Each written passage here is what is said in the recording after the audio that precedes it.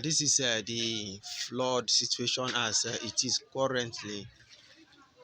Today is 10th of October 2022, and all of what you are seeing here happened just barely past few hours ago. This is not up to 48 hours. This water penetrated this area, and this water is actually flowing down from directly from the river Niger, from river Focados coming in directly. If moving forward this way is the river. The river is not too far from here, and the little embankment that was put for prevention of this occurrence could not suffice. The water has moved above the embankment and gurging directly from the river into the community. Now, this has caused a lot of havoc, a lot of hardship. There are some people that have moved from their house to an abode for temporal, succor, and not up to 24 hours, the water came, pushed them out again, and they moved to some other place again. The water has come and has pushed them off those places again. In fact, people have been relocating from one high ground to the other, from one high ground to the other, and yet that has not been the solution because the level at which the water keeps gurging in, it is like unimaginable even to the people here. Some people were trying to compare this flood to the one of 2012 and discovered that the one of 2012 was just like a joker compared to what is currently going on now. And one other thing again that people are, really, really crying and, begging for is relief right now from the government. The people need to see the presence of the government, at least getting some form of relief because most of these people, they have lost their farm crops. Some of them dry food that processed, cassava gari that they stored somewhere before, all of that already have been submerged by water because these are not places that they suspected that these waters will come up to. But surprisingly, that is what has happened. I'm just doing this to give us, a kind of understanding of what is currently going on. Now, I have not called the name of this community. The name of this community, as you can see, everybody's on the road right now.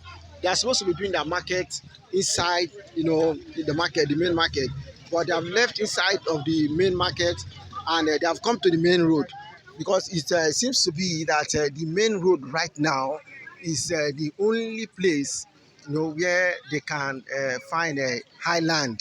Every other place has been submerged. There's no one single, highland in the market there, inside of the market, where they can do their market. Now look at the level at which this water is gurging. Again, I've told us that this water is gurging directly from the river, you know, directly from the river. Imagine if this continues for the next 3 days, and it therefore means that it is going to be very difficult to see any place called land for somebody to put his or her leg on. And this means this water is likely to ransack the entire of this community. That is exactly what it means. The water is likely to ransack the entire of the community. And where will all of these people go to? Up there in the east-west road. The east-west road is not too far from here. This is Patani community. This community is Patani community. Up there in the east-west road, the one portion of the east-west road is already affected. One portion of the east-west road is already affected. This is supposed to be the market garage. That is where vehicles that come to market, use as a park, and for passengers that are arriving and also for those passengers that are departing.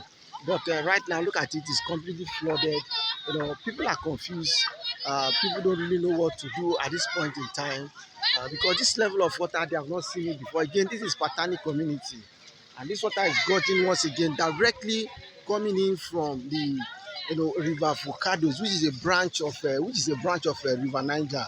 Now imagine if this continue, like I said, if this continue for a couple of days, then it is going to be very disastrous for the people.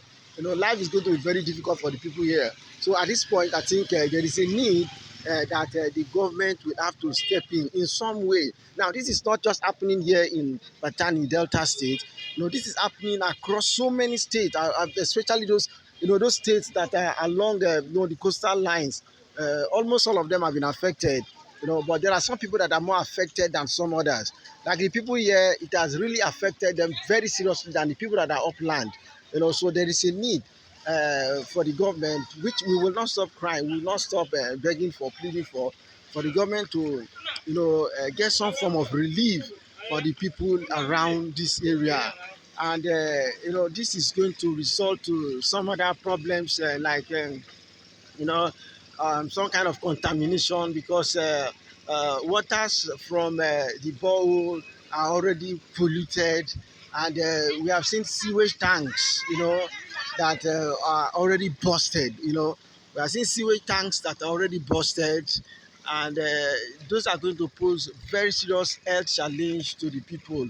So immediately we see this flood starting to recede. I think there will also be a need for the government to do some kind of fumigation in the communities, and also some kind of orientation as it has to do with the kind of water that people will be consuming, because a lot of people ignorantly will be consuming these waters, and already these waters are polluted, and even right now to get a potable water around this area for consumption now is very difficult. So the issues here are quite complicated. The issues are getting compounded, and the more complicated the issues get to be, the more difficult it becomes for the government to solve. I think finally I want to end up by making a call, to the government once again to see how the River Niger, which has become very shallow, the River Niger has become very shallow, very shallow. The River Niger has become very shallow, and when this flood waters come like this, there is actually no place for the water to flow. There is no place to contain this water. Nothing contains this water. So this water overflow the communities.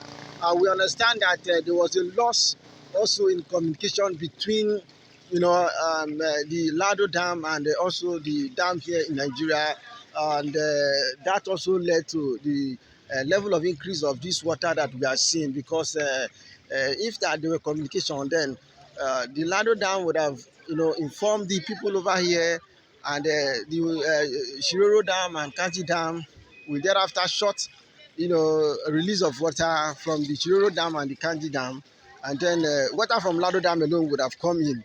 I think the level of flood wouldn't have been this, exponential compared to what we are seeing now. So that is another problem that needs to be solved. Communication needs to be established, in that regards also, because I think because the problem is becoming multiple, and also there is a need that we face it from multiple fronts. We need to face it from multiple fronts so that we can provide a quick solution to what has been going on here. Now this is becoming almost biannual something. It's almost becoming a biannual something, and truth is that the people cannot continue like this. Life cannot continue like this, because each time this happens, it makes life tough. It makes life very difficult for the people. I'm just still showing us how devastating this flood is. Now, all these are houses that people have been ransacked away from. I mean, this is tough. This is difficult. These people need help. The government also need to intervene before the long-term solution. There have to be a short-term solution. The short-term solution to ameliorate, what these people are going through will be immediately after this flood recede. Government paying attention to those critical areas, the air, the water the people consume, fumigating of these communities, and then before the government will go to the table and think of how they can provide a long-term solution to the people, so that this will not be a continuous occurrence. All right, thank you very much. This is the area that I can cover for now. I will do my best, to keep us updated as events unfold. Thank you very much, and bye for now.